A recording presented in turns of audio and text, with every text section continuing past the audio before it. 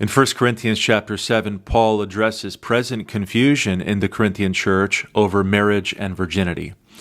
It's important to remember that the Corinthians were influenced by the surrounding culture in lots of ways, one of which was the Hellenistic dualism that pit the body against the soul. So, because the Corinthians thought themselves very spiritual, they took a dim view of their continued existence in the material world. That included their body. So if you recall, last time as we saw in chapter 6, some apparently thought that all things were lawful to them. That is to say that things done in the body had no import on their spiritual condition, and some were going so far as to visit prostitutes, thinking it was lawful. And that same mentality, the negative view of the body, that's the principle that is undergirding their actions, it undergirds also their confusion about marriage and virginity. So some are taking that same principle to the opposite extreme. They're basically saying, as we'll see here, it is good for a man not to touch a woman or not to have sexual relationship with a woman. They are denying the goodness of sexual relations within marriage. And Paul, as we'll see, walks the middle path between those two extremes, one of licentiousness and the other of severe asceticism. By the way, on this note, the late 2nd century Christian theologian Clement of Alexandria, he addresses these two extremes of licentiousness and severe asceticism in his work, The Stromata. He says in Book 3, Chapter 5, in that work, that the Gnostic heretics can be divided into two basic groups, and I'll quote him now. Quote, either they teach that one ought to live on the principle that it is a matter of indifference whether one does right or wrong, or they set a too ascetic tone and proclaim the necessity of continence on the ground of opinions which are godless and arise from hatred of what God has created. So that's not to say that the Corinthian Christians were Gnostics. I don't think that's true. But it is to say that both the Corinthian Christians and the Gnostics shared the same principle of the dim view of material reality, including life in the body. So this is chapter 7 is a longer chapter, as we'll see, and for the sake of time, I'm going to read larger portions of the text and then work through it in a similar way that I have been throughout these videos. Verses 1 through 7. Now concerning the things of which you wrote to me, it is good for a man not to touch a woman. Nevertheless, because of sexual immorality, let each man have his own wife, and let each woman have her own husband. Let the husband render to his wife the affection due her, and likewise also the wife to her husband. The wife does not have authority over her own body, but the husband does. And likewise the husband does not have authority over his own body, but the wife does. Do not deprive one another except with consent for a time, that you may give yourselves to fasting and prayer, and come together again so that Satan does not tempt you because of your lack of self-control. For I wish that all men were even as myself. But each one has his own gift from God, one in this manner and another in that. Verse 1 we have immediately, it is good for a man not to touch a woman. This is probably, as we saw in chapter 6, another example of a Corinthian slogan that's being adopted by some of the Corinthian Christians. And as we see here, it's being used to justify total abstinence from sexual relations, even within marriage. And for Paul, even though he esteems and recommends, as we see, the life of celibacy, the principle of it is good for a man not to touch a woman should not be used to justify total abstinence within marriage. Or in other words, this principle of it is good for a man not to touch a woman is being abused, and it's harming marriages. And it's important to see that Paul is addressing married couples here. That's who he has in mind. And he says to the married couples, because of sexual immorality, because of the pervasive cultural influence from the outside, husbands and wives are to find their sexual satisfaction, their sexual fulfillment with each other. They should not refrain from sexual relations lest they be tempted to find satisfaction outside of their marriages. For that reason, the conjugal debt, as it's called, is owed within marriage. So he says here, the wife does not have authority over her own body, but the husband does. But also, the husband does not have authority over his own body, but the wife does. So we see there a mutual reciprocity. Husband and wife both owe each other marital affection, and the emphasis is not on you owe me, but it's on I owe you. And for the sake of the temptation to immorality, husbands and wives should not deprive one another. With one exception, he gives it here, when they both agree through mutual consent to forego marital relations during a time of fasting and prayer. Fasting and prayer, or fasting I should say, has one of its effects the intensification of prayer. Food and sex, of course, are both bodily pleasures that we can forego for a time for the sake of exclusive devotion to the Lord. So I think he has in mind here, it's hard to know for sure, but in Joel chapter 2, verses 15 and 16, I'll read that for you now. Joel 2, 15 and 16, blow a trumpet in Zion, consecrate a fast, call a sacred assembly, gather the people, sanctify the congregation, assemble the elders. Gather the children and nursing babes. Let the bridegroom go out from his chamber and the bride from her dressing room. So here we have an example that it's appropriate at times for a corporate fast to be called, or at least in the Old Testament, of course, there were times where it was appropriate for a corporate fast to be called for the purpose of intensified worship. And this fast, as we see here, included the bridegroom going out from his chamber and his bride from the dressing room, meaning that the fasting should not just be refraining from food, but also refraining from marital relations as well. So Paul may have that text in mind here as the background. But he says here in 1 Corinthians 7 that this periodic abstinence within marriage for the sake of fasting and prayer is not a command, but a concession. So too with this wish that all were even as he is, meaning celibate. Abstinence is only good for those who are unmarried. A commitment to celibacy is only good for those who have the gift of celibacy. The word gift here is the same word used to refer to spiritual gifts discussed later in the book of 1 Corinthians. So both marriage and celibacy are gifts, we could say spiritual gifts from God. Verses 8 and 9. But I say to the unmarried and to the widows, it is good for them if they remain, even as I am. But if they cannot exercise self-control, let them marry, for it is better to marry than to burn with passion. This is pretty straightforward here. Paul expresses his wish that the unmarried and the widows remain celibate, but only if they can maintain their self-control. They can maintain their sexual desires. It's better for them to marry than to burn with passion. So sexual desire is like fire. Within its proper context, it provides light and warmth, but outside of its proper context, it consumes and destroys. And like fire, it's easy to lose control of sexual desire. The proper outlet for sexual desire is within marriage and only within marriage. Verses 10 through 16. Now to the unmarried I command, yet not I but the Lord, a wife is not to depart from her husband. But even if she does depart, let her remain unmarried or be reconciled to her husband. And a husband is not to divorce his wife. But to the rest I, not the Lord, say, if any brother has a wife who does not believe, and she is willing to live with him, let him not divorce her. And a woman who has a husband who does not believe, if he is willing to live with her, let her not divorce him. For the unbelieving husband is sanctified by the wife, and the unbelieving wife is sanctified by the husband. Otherwise your children would be unclean, but now they are holy. But if the unbeliever departs, let him depart. A brother or sister is not under bondage in such cases. But God has called us to peace. For how do you know, O wife, whether you will save your husband? Or how do you know, O husband, whether you will save your wife? Paul here, as we see, he makes a distinction in these verses between him and the Lord. So in verses 10 and 11, he says, yet not I, but the Lord. And then in verses 12 through 16, he says, I, not the Lord.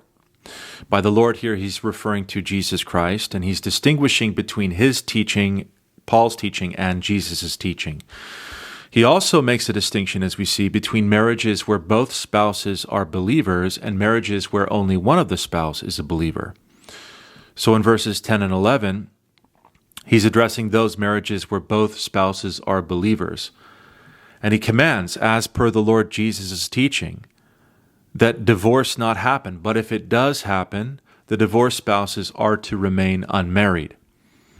Remarriage after divorce is tantamount to adultery. This is Jesus' teaching in Mark 10 and Luke 18. So I'm quoting Jesus now. Whoever divorces his wife and marries another commits adultery against her. And if a woman divorces her husband and marries another, she commits adultery. Matthew has the famous exception clause where Jesus permits divorce on account of sexual immorality, but even there it's unclear whether Jesus permits remarriage after divorce for the innocent party.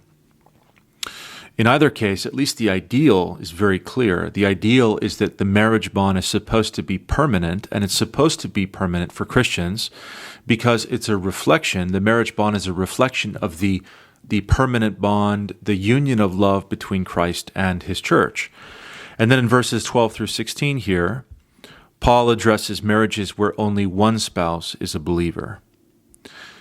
And he says that if the unbelieving spouse is willing to remain married to the believing spouse, Paul says that they remain married. That's his encouragement to them. The reason he gives is that the unbelieving spouse in these marriages is in some sense sanctified. Not in the sense that they're saved. We know that that's clear from verse 16 here, right? They're not saved by being sanctified here, but in some sense they're set apart for God's holy purposes. So I think, for instance, if you think of Exodus 29, the altar of the tabernacle was sanctified or set apart for God's holy purposes, and that whatever touches the altar must too be holy or set apart. So I think he's reasoning in that sense that the Christian's body is like the altar in that it's been set apart or sanctified for God's purposes. The Christian's body is a temple of the Holy Spirit. The Christian's body is a member of Christ's body. And therefore, whatever touches the believer, just as whatever touches the altar, must be holy. So God, in some sense, sanctifies the unbelieving spouse for the sake of the children who are a result of the spousal union. But if the unbelieving spouse leaves the marriage, the believing spouse is not bound to the marriage but is free to marry again. Verses 17 through 24. But as God has distributed to each one, as the Lord has called each one, so let him walk. And so I ordain in all the churches. Was anyone called while circumcised? Let him not become uncircumcised. Was anyone called while uncircumcised? Let him not be circumcised. Circumcision is nothing and uncircumcision is nothing, but keeping the commandments of God is what matters. Let each one remain in the same calling in which he was called. Were you called while a slave? Do not be concerned about it. But if you can be made free, rather use it. For he who is called in the Lord while a slave is the Lord's freedman. Likewise, he who is called while free is Christ's slave. You were bought at a price, do not become slaves of men. Brethren, let each one remain with God in that state in which he was called. I'm not going to spend a lot of time on these verses just because this is situated within the context of marriage and virginity, his teaching on marriage and virginity. So I'm going to draw out the point in these verses that's related to marriage and virginity. So the point here, of course, is that whatever estate a Christian was called in, he's to remain in. Called in for salvation, he's to remain in. He or she should remain in. So even though he, of course, focuses on slavery or the state of freedom, those two states, slavery or free, within the broader context of marriage and virginity that this is placed in, the person who's bound to a wife or to a husband should generally stay with that wife or husband. And the person who is free with regard to a wife or a husband should remain free with regard to a wife or a husband. Verses 25 through 28. Now concerning virgins, I have no commandment from the Lord, yet I give judgment as one whom the Lord in his mercy has made trustworthy. I suppose, therefore, that this is good because of the present distress, that it is good for a man to remain as he is. Are you bound to a wife? Do not seek to be loosed. Are you loosed from a wife? Do not seek a wife. But even if you do marry, you have not sinned. And if a virgin marries, she has not sinned. Nevertheless, such will have trouble in the flesh, but I would spare you. Last time in chapter 6, we saw that Paul implicitly relies upon Jesus' teaching from the Sermon on the Mount on the principle of non-retribution. And here we see that he relies upon Jesus' teaching for the preferability of celibacy for the sake of the kingdom. So in Matthew 19, that's where Jesus teaches on divorce and remarriage with the exception clause. And after he finishes his teaching, the disciples say basically, well, then it's better not to marry. That's their conclusion of his teaching. And Jesus, interestingly, he doesn't say no, that's not true. He essentially affirms their conclusion by saying that all cannot accept this saying, but only those to whom it has been given, indicating that the life of the eunuch, or celibacy for the sake of the kingdom, is a gift given from God. Paul, like Jesus, both of whom were celibate, by the way, of course, Paul, like Jesus, doesn't command the life of celibacy, but he encourages it. And the reason Paul gives is that married life is a life that will bring with it trouble in the flesh, meaning the cares and anxieties and relational difficulties that come with married life. And Paul is saying that those troubles, they can be avoided without spiritual detriment, provided, of course, that, it seems to me at least, that one is using their celibate life for the sake of the kingdom. Verses 29 through 31. But this I say, brethren, the time is short, so that from now on even those who have wives should be as though they had none, those who weep as though they did not weep, those who rejoice as though they did not rejoice, those who buy as though they did not possess, and those who use this world as not misusing it, for the form of this world is passing away. Paul here is certainly not saying that married couples should refrain from sexual intimacy. That's clear. Or that married couples should live in celibacy. We saw earlier that married couples are not to refrain from sexual relations. Nor is he saying that Christians should not weep, or should not rejoice, or should not possess. Rather, he's encouraging Christians to orient their lives towards the life of the world to come. For this life is temporary, and the life of the world to come is eternal. Verses 32 through 35. But I want you to be without care. He who is unmarried cares for the things of the Lord, how he may please the Lord. But he who is married cares about the things of the world, how he may please his wife. There is a difference between a wife and a virgin. The unmarried woman cares about the things of the Lord, that she may be holy both in body and in spirit. But she who is married cares about the things of the world, how she may please her husband. And this I say for your own profit, not that I may put a leash on you, but for what is proper, and that you may serve the Lord without distraction. Here we see a reiteration of a point that Paul's already made concerning the cares and anxieties that come with married life, what he called earlier the troubles in the flesh. The celibate man or woman is devoted solely to the Lord. He or she is able to serve the Lord, as Paul says, without distraction. Now, I think it's important to distinguish between what we might call singleness and consecrated celibacy. So, Paul doesn't use either of those terms here, but I think the distinction between the two is implied, or it's implicit. A single person is not necessarily solely devoted to the Lord, or living solely devoted to the Lord, even if he or she is living in chastity, the virtue of chastity. He or she might actually be living a life that's selfish, that's self-directed, or self-focused, or self-oriented. And I don't think that's what Paul has in mind here. He doesn't have in mind singleness in that sense. He has in mind what we might call consecrated celibacy. He envisions here a life for the celibate man or woman that's totally consecrated to the Lord's service. It's a life wholly devoted to ministry. So just as a married couple, by dint of their marriage, and the children especially that come from that marriage, are forced to lay down often their own desires for the sake of their husbands or their wives or their children, so too the celibate life that's directed and devoted to the Lord is one where a person lays his or her own desires to the side for the sake of the good of God's people and the service of the Lord. Verses 36 through 38.